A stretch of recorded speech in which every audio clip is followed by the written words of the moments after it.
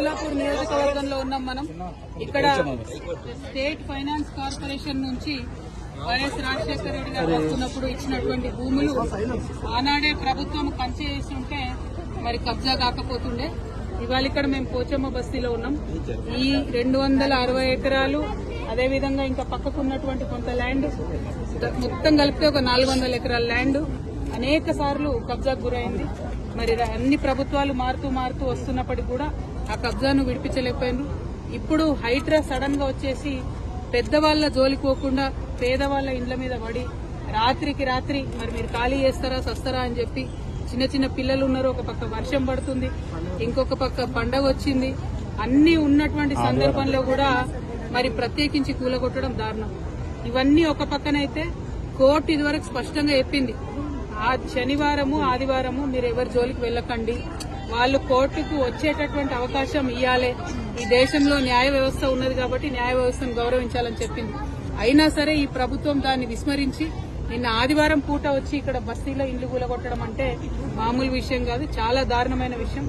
అసలు చాలా పేదవాళ్లు, ఎందుకు చాతగాని వాళ్ళు ఉన్నటువంటి వాళ్ళని కూడా, ముసలి వాళ్ళని కూడా రోడ్డు మీద గుంజేసి మొత్తం కూలగొట్టినటువంటి పరిస్థితి చూస్తా ఉన్నాం.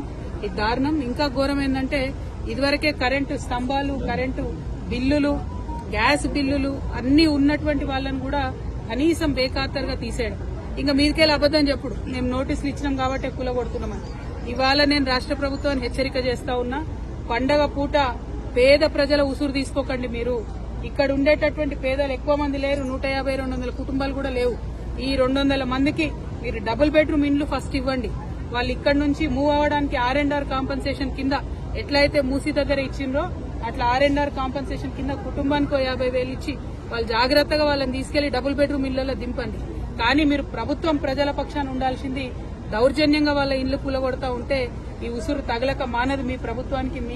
మిమ్మల్ని హెచ్చరిక చేస్తా ఉన్నాం. మీరు మళ్ళా 6వ తారీఖు లోపల వస్తామని చెప్పి హైడ్రా వాళ్ళందరూ వచ్చి ఇక్కడ వాళ్ళని బెదిరించిపోయినట. 6వ తారీఖు లోపల మీరు ఖచ్చితంగా డబుల్ బెడ్రూమ్ ఇండ్లు వాళ్ళకి ఇవ్వాలి.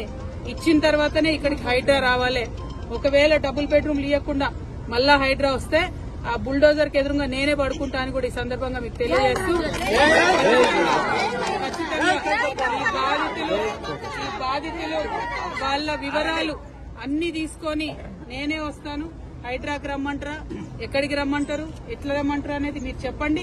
మున్సిపల్ మంత్రి ముఖ్యమంత్రి అయిపోయినారు, ఆయన దొరకకుండా ఆయన గడిలో ఉంటాడు, ఆఫీస్ కి రాడు, సెక్రటేరియట్ కి రాడు. ఎక్కడికి పోయి ఇవ్వాలి ప్రజలు, ప్రజాపాలన అని చెప్పిండ్రు. అక్కడ రోజు ఉంటే వచ్చి అప్లికేషన్లు ఇవ్వమన్నారు. అక్కడికి ఒక్కసారి వచ్చిండు ముఖ్యమంత్రి గారు లాస్ట్ 2 సంవత్సరాలలో. మరి పేద ప్రజలు పోయి కష్టాలు ఎక్కడ చెప్పుకోవాలి? మేము ఇక్కడ వీళ్ళందరి వివరాలు కలెక్ట్ చేస్తున్నాం. దాదాపు 200 కుటుంబాలు ఉన్నాయి. ఆ మొత్తం వివరాలు తీసుకొని మీ దగ్గరకు వస్తాం. మళ్ళా బుల్డోజర్ వచ్చే లోపల వీళ్ళకి డబుల్ బెడ్రూమ్స్ ఇవ్వాలని కూడా నేను డిమాండ్ చేస్తా ఉన్నాను. Thank you. జై తెలంగాణ.